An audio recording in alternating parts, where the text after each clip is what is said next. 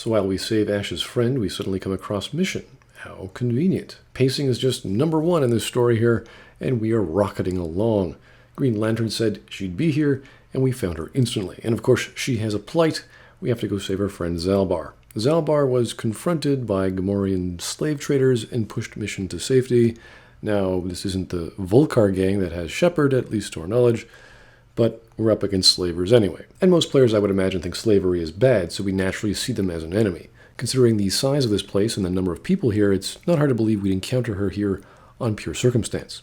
So while this isn't a bad chance encounter, it would have been a bit more believable if Green Lantern here said she'd rendezvous with us, instead of us having to randomly find her in the entire Undercity. That's not to say that surprise or chance encounters can't work. It works great in other stories, but only under the guise of the plot, and not a plot provider's suggestion. You might find someone in an entire city.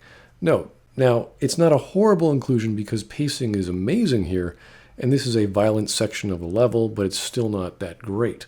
All the narrative had to do was give us a specific place for us and Mission to meet up, with her also given instructions to do so, instead of leaving it all to circumstance. While this does showcase Mission as a thrill-seeking, excitable young lady, it does so at the cost of the story being believable, with only a few bits of dialogue that would have solved this problem. The Gamorreans make their camps in the sewers. I bet that's where we'll find Zalbar.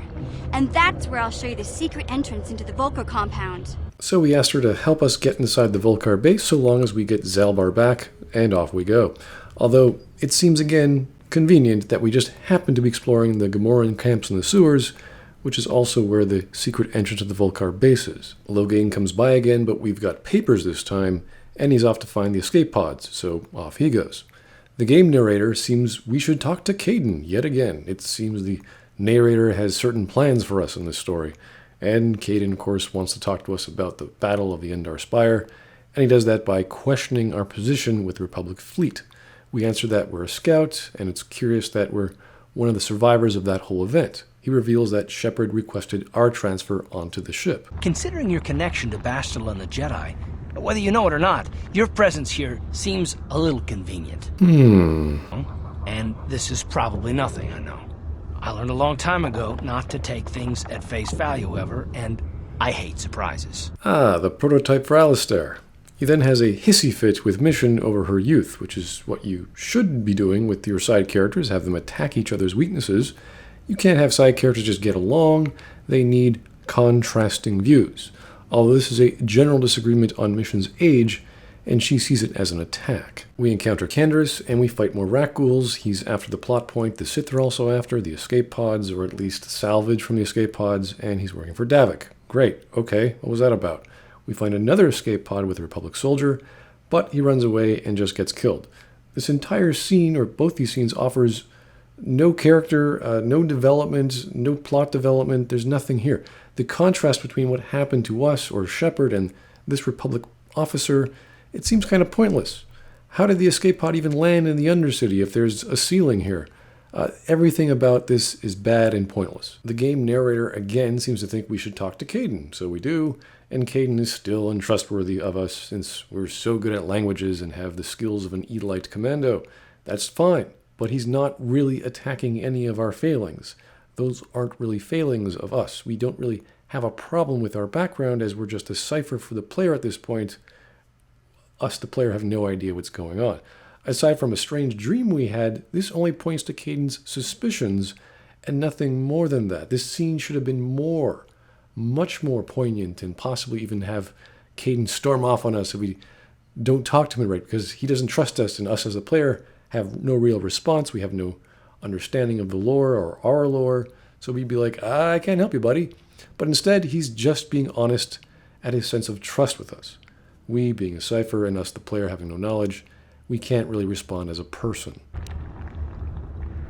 Why is whether or not I trust you or anyone so damned important to you? Why do you even care? We don't have time for this, so can we please just... Okay, so Kaidan has some issues here. So we descend into the sewers, kill lots of trash mobs and Gamorreans and Rakghouls, and essentially just learn to manage our med pack. That's all we're doing. We find a door that's purely mechanical that only Mission can open, and she actually has a device, or a plot device, just for this particular problem.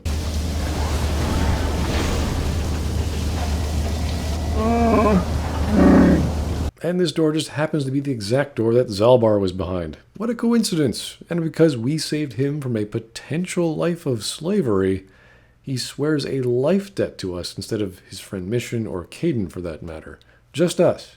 It's a bit over the top, and he's really serious about it. And yes, he explains that his people will end up becoming slaves because of their physical strength, and he was very afraid of that happening. And of course, Mission will come along with us because they're great buds and all that.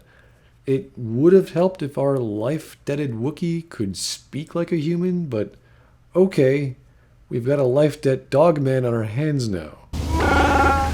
Hopefully this will bring up an issue about loyalty in the future. So, Mission gives us directions to the secret hidden entrance to the Volcar compound, but it's guarded by a Rancor, and she's not sure if it's at the northeast or southeast part of the level. Over to the northeast, if I remember right. Like I said, somewhere to the southeast. Just look for the force shield, and we'll know we're there. And of course, since this is the father to Mass Effect, and due to the limitations of the engine, it's only a 4-man team. The other lucky or unlucky teammate has to somehow trek back independently to our apartment. How convenient for them. Because we swapped out Kaidan for our Wookiee friend, Mission stops the party to complain about Zalbar's breath. Yay! Now Kaidan was attacking Mission's youth, and now Mission is attacking Zalbar's breath.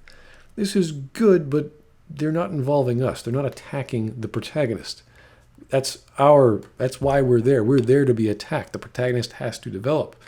Kaidan at least was attacking us by his sense of trust, or lack of it upon us, which is why you have side characters for the most part. So while both these attacks on side characters are good, as they're both attacking the weaknesses of another, only one is really plot related. Mission's childishness, or lack of maturity, could interfere with our plot or our goals. A Wookiee's breath or smell, not really.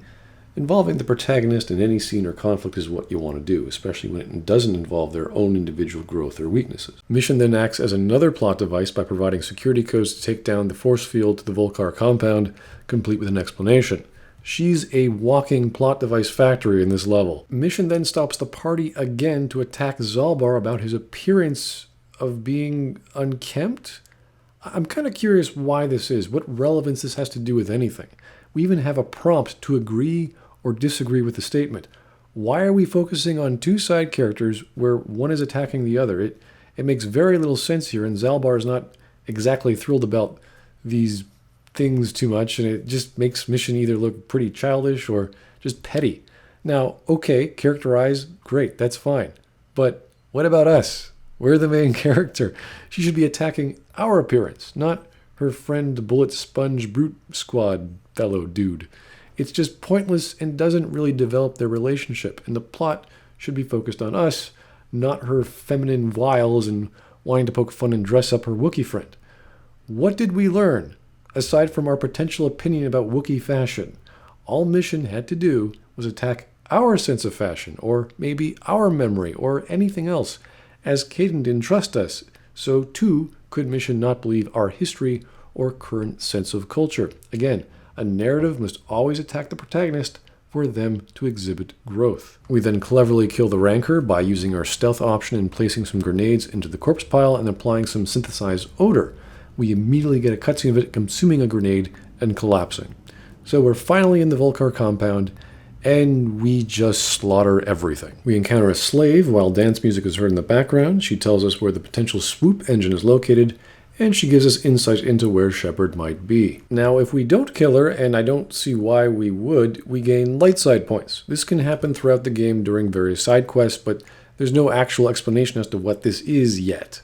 We have to actually go into our menu system to figure that out, but there's really no distinction between that and ethics. Light side is good, dark side is bad, even though the philosophy of the Force is one about being in control of one's emotions or letting one's emotions rule you, whether those emotions are used for positive or negative reasons. While letting someone free is good, is it potentially good for our mission? Would she really rat us out if we save her? And even if she did, what would it matter? Who would she tell? Either way, saving people's lives is a good action, and you get light side points for it. So we fight a Volcar who doesn't go splat once his HP goes down to 0, and instead surrenders and tells us with that wonderful gibberish language how he was an original Volcar before Brejik took over. Brejik turned the gang into a bunch of violent thugs and punks. he wanted to defect, and we need some info so we can ask him where the engine is and where Shepard is. We eventually encounter a sub-boss called Kaidan, and he gives us the option of joining the Volcars, although we could always just say no. But it's really cool that an RPG offers you the option to join and leave factions, and in this case you can do so. And Mission even buys into her child complex and actively wants to join the Volcars as a result of Kaidan convincing her that she was a real threat, but the Green Lantern Corps treated her like a child. You can then make the trek back to GL and eliminate his entire base, which is pretty crazy and a long thing to do, and obviously very evil, which is what you should be allowed to do in RPGs. This is a good thing. This is a very good thing for a game to be doing. Being evil should take time and should be a challenge if you want to be evil. Rundi hadonga kun honkabi. Tonga bugsham uninong. Wanga kun beast king.